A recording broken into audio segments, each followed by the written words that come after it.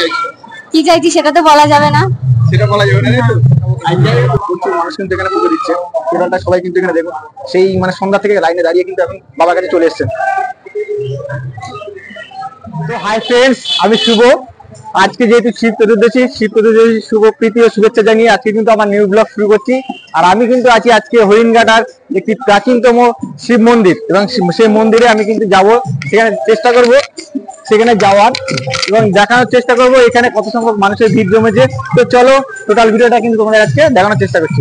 চলো, প্রচুর মানুষের কিন্তু ভিড় রয়েছে, এখানে প্রচুর মানুষের কিন্তু ঢল নেমেছে। তো পুরোটা একবার দেখাতে বলবো।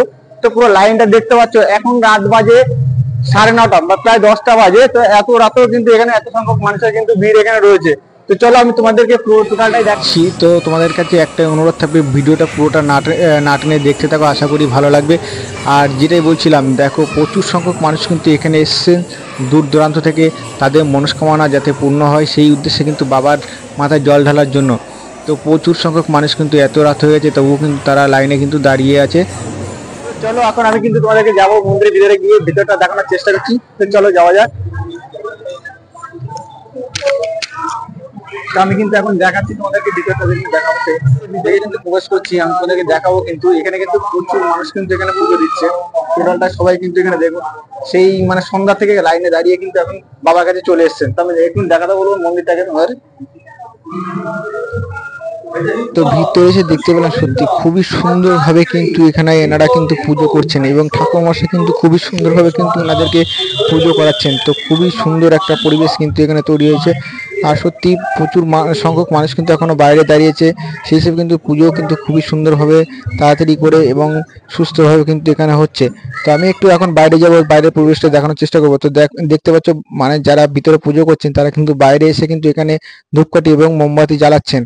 তো তোমাদেরকে মন্দিরের নিচেটা একবার দেখানোর চেষ্টা করবো। দেখতে পাচ্ছ মন্দিরের নিচে কিন্তু প্রচুর সংখ্যক মানুষ কিন্তু এখনো লাইনে দাঁড়িয়েছেন, এবং আমি নিচে যাব, নিচে গিয়ে আমি কারোর সঙ্গে একটু কথা বলার চেষ্টা করব। তো চলো, আমার পাশে আমার এক বোনকে পেয়েছি, তো আমি জিজ্ঞাসা করবো, বোনের সঙ্গে একটু কথা বলার চেষ্টা করবো। তো চলো কথা বলে নেওয়া যায়।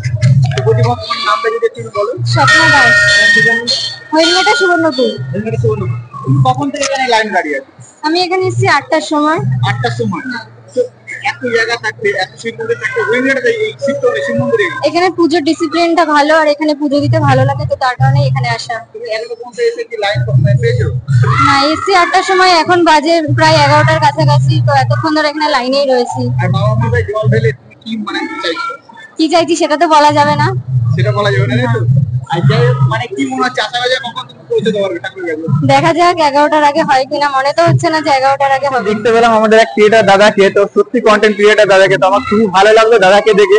তো দাদা ভালো আছে তো? একদম। শিব মন্দিরে এসেছিলাম বাবাকে দর্শন করলাম, আর তারপরে এসে তোমাদেরকে দেখতে পেলাম, ওই জন্য দাঁড়িয়ে গেলাম যে ইয়েতে।